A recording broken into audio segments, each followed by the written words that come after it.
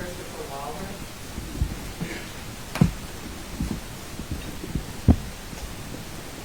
Counsel, do you have requests from numerous media outlets to cover today's proceedings? Any objection from either side? No objection. Mr. No, Your Honor. The court will permit the same.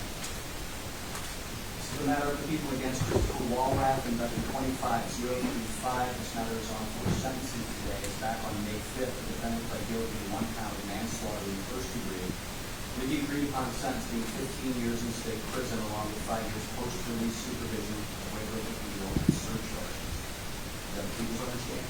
It is, Your Honor. Truly, is that your understanding? Yes, it is, Your Honor. You hold your sentence. We do. Would you like to confirm? I would.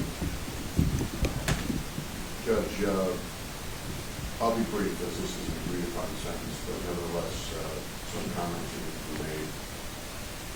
On December the 9th of 2024, incarcerated individual Robert Brooks was transferred to the custody of corrections officers at the Marcy Correctional Facility, and they took custody of him at approximately 9:07 p.m. that evening. At approximately 9:40 that evening, he was clinically dead, having suffered massive brain trauma from multiple beatings, as well as choking on his own blood. Having been assigned as special prosecutor judge, and you as a former homicide prosecutor understand the mentality, I wanted to get to the why. What did Robert do to provoke this? Not that it could possibly be in any way justified by a provocation, but there had to be a reason.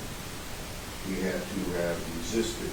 He had to have been assaulted. Maybe he spit at one of the officers. And 8 months later, and hundreds of investigative hours later, I can answer that question as to what Robert Brooks did to provoke his death. Absolutely nothing. This was a simple welcome to Marcy. Many of us, justifiably, I still think, place trust in our institutions. People who enter this courtroom trust that justice will be dispensed and served. We drop our kids off at school. We trust that they will be educated. And on occasion, we lock people up. And we have certain trusts. We only lock people up for 4 reasons. Number one, we want to incapacitate them. We want to separate them from society so they can't continue to do what they were doing. And secondly, we want to deter future conduct. We want to send a message that this conduct will not be tolerated and you should not follow that conduct. Thirdly, there's retribution for the victims involved. And finally, but certainly not the least, we want to rehabilitate the defendant. We want to educate the defendant. Does he have a drug problem? Does he have an alcohol problem? Does he have a mental health issue? And we trust that the person will come out better than when they entered the facility. Robert Brooks came out in a casket. I've watched that tape, Judge, that was released to the public. I'm prosecutor for 45 years. I have difficulty watching that tape. I really do. A helpless, shackled man being beaten, and a beating that this defendant actively and willingly participated in. I often wonder, had those tapes not been in existence, how much larger the fabrications would have been, how much wilder the stories would have been. I mean, this defendant even told hospital personnel who were trying to save Robert's life that he fell and hit his head. How serendipitous it was that those tapes had been discovered to bring us the truth of what happened. I remember interviewing a cooperating witness in this case early on about the falsity of the reports and the lies that were told. And I asked him, I said, when did you all get together to agree and conspire to falsify your reports? And he looked at me with a puzzled look on his face, And he said, agree. Now, we didn't need to agree. That's just what we do. And that told me all I needed to know about this case. To personalize this tragedy, Your Honor, I have the privilege of presenting to you for this victim impact statement.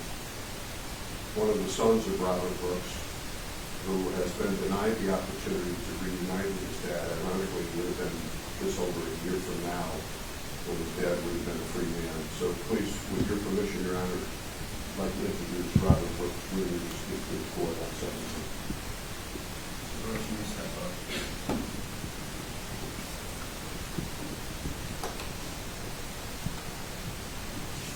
Good morning. This is Robert Brooks Jr., correct? Yes. You may make your statement, sir. My name is Robert Brooks Jr. Last December, I watched as you, Mr. Walrath, and the fellow correctional officer beat my father. Robert Brooks to death with him. I'm here to give an impact statement as though I can ever truly describe to you the impact your actions have had on me and my family. You took my father. You took my son's grandfather. You took my grandparents' son. You took my uncle's brother. And the list goes on. It never occurred to you that my father was human, with a family who loved him? In that video, I see you and your fellow officers treating him as if life holds no value at all, as if you are entitled to brutalize him for sport. I want you to imagine for a moment what it feels like to see someone you love treated that way. I want you to imagine watching someone beating your own father helpless, restrained, bloody. I want you to imagine watching your own father be hit with a 50 bullet or being dragged by his neck. I want you to imagine watching all of this happen to your own father and you being total powerless to stop it. I will never get these images out of my head. They evade my consciousness without warning, flooding me with the worst feelings imaginable. They won't haunt my nightmares for the rest of my life. I am not okay, and I never will be.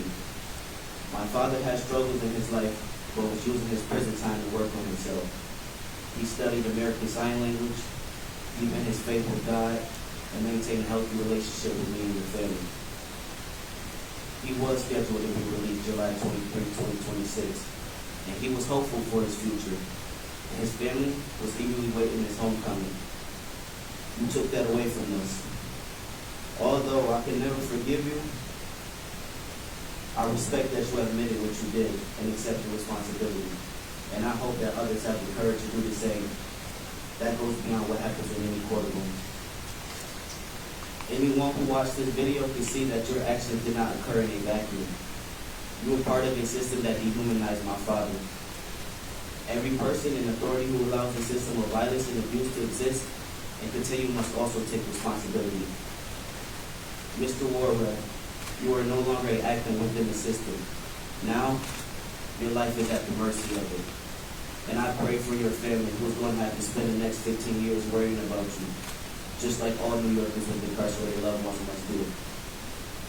No one should ever have to go through what my father and family endured. Thank you for hearing me out.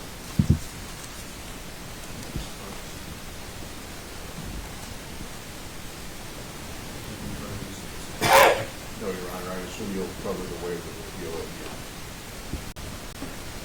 I will reconsider the statement at the time of the video. Okay. Mr. Walrath, is there anything that you want to say prior to being sentenced?